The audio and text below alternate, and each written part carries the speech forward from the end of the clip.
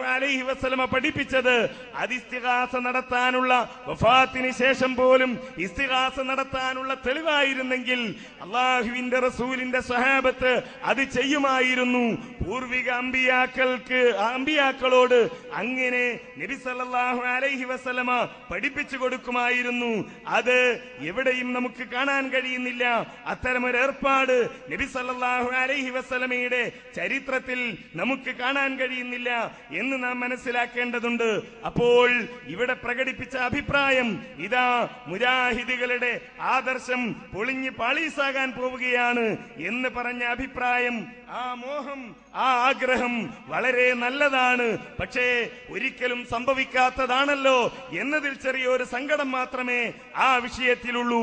മുജാഹിദുകൾക്ക് ഈ സമുദായത്തോട് പറയാനുള്ളത് ഇതാണ്: അബദ്ധം പറ്റി എന്ന് ഇവർ പറയുന്ന കാര്യം തെളിയിക്കാൻ കഴിഞ്ഞിട്ടില്ല.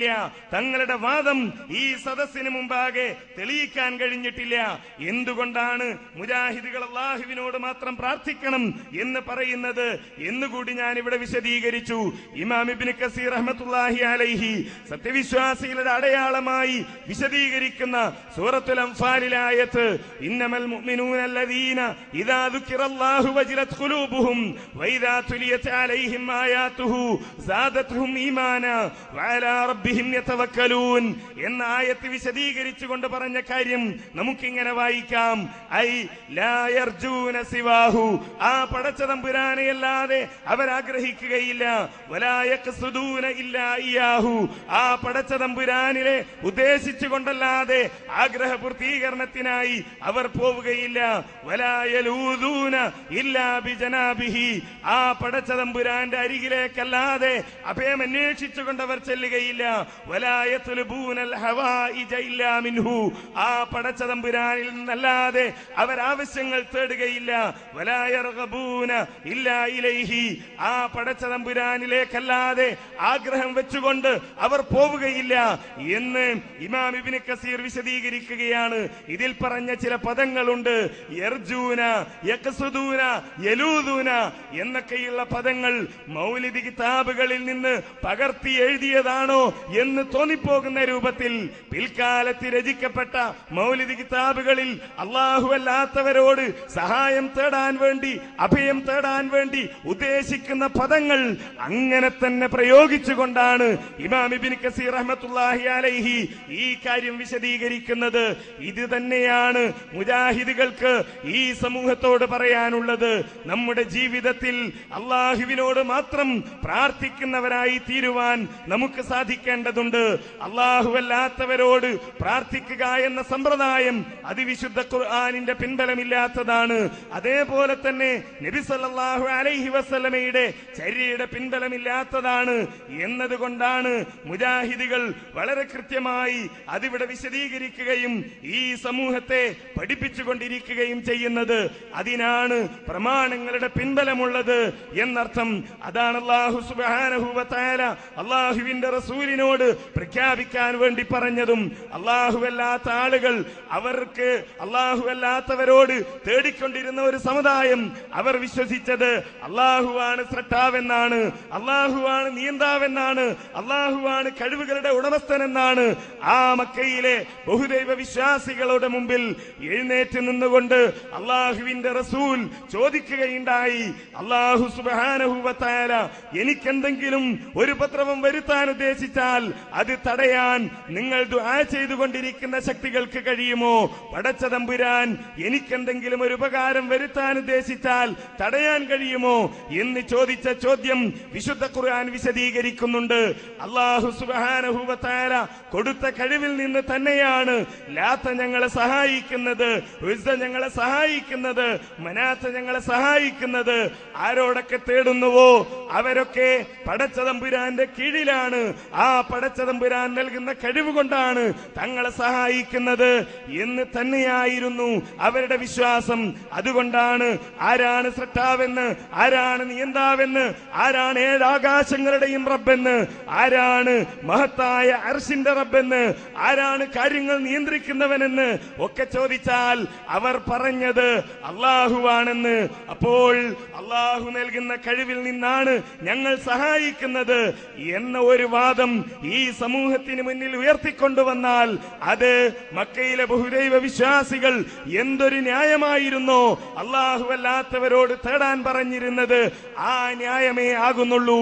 മുജാഹിദുകൾ വാദപ്രതിവാദത്തിന് വന്നത്, മുജാഹിദുകൾ ഇത്തരമൊരു ചർച്ചയ്ക്ക് തയ്യാറായത് മക്കയിലെ ബഹുദൈവ വിശ്വാസികൾ പറയുന്ന ന്യായം തെളിവായി സ്വീകരിച്ചുകൊണ്ട് ഇവിടെ നിന്ന് തിരിച്ചു പോകാനല്ല.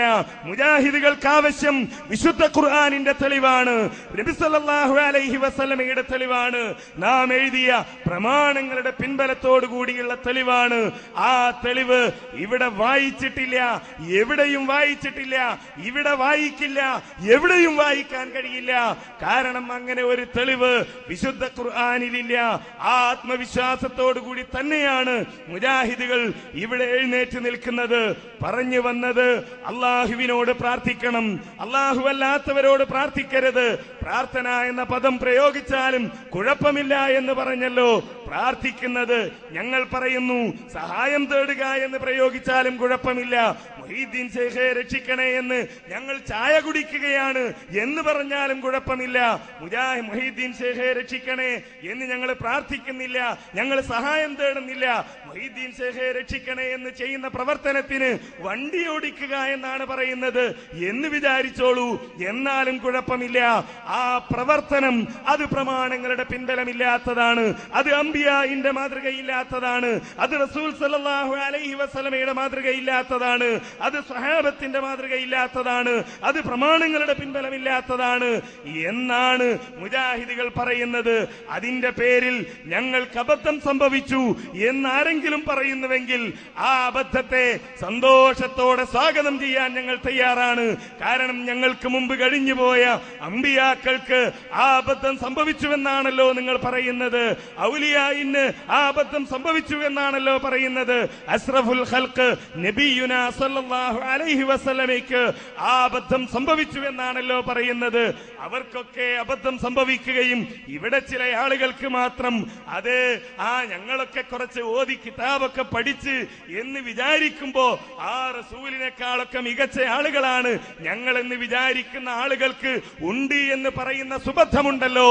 ആ സുബദ്ധം എത്തിച്ചേരുന്ന സ്ഥലത്തെ കുറിച്ച് അല്ലാഹു സുബ്ഹാനഹു വ തആല പറഞ്ഞത് വസാഅത് മസീറ എന്നാണ്. എത്തിച്ചേരുന്ന സ്ഥാനം ഏറ്റവും മോശമായ സ്ഥാനമാണെന്ന്. ആ സ്ഥാനം ഞങ്ങൾക്ക് ആവശ്യമില്ല. ഞങ്ങൾക്ക് ആവശ്യമുള്ളത് അല്ലാഹുവിന്റെ റസൂലിന്റെ സ്വർഗമാണ്. ആ സ്വർഗം, ആ റസൂല് കിടക്കുന്ന സ്വർഗം, അതിൽ കിടക്കണോ?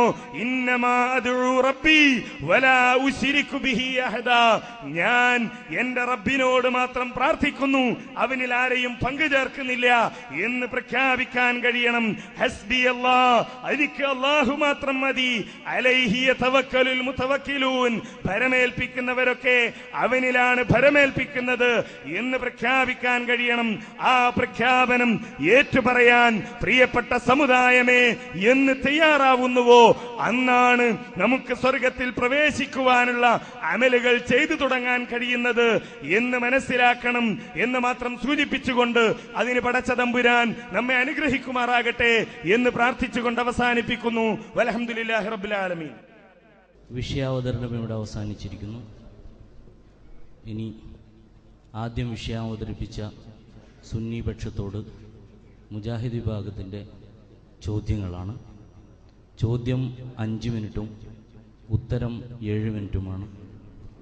ചോദ്യം ചോദിക്കുന്നതിനായി മുജാഹിദ് വിഭാഗത്തെ ക്ഷണിക്കുന്നു.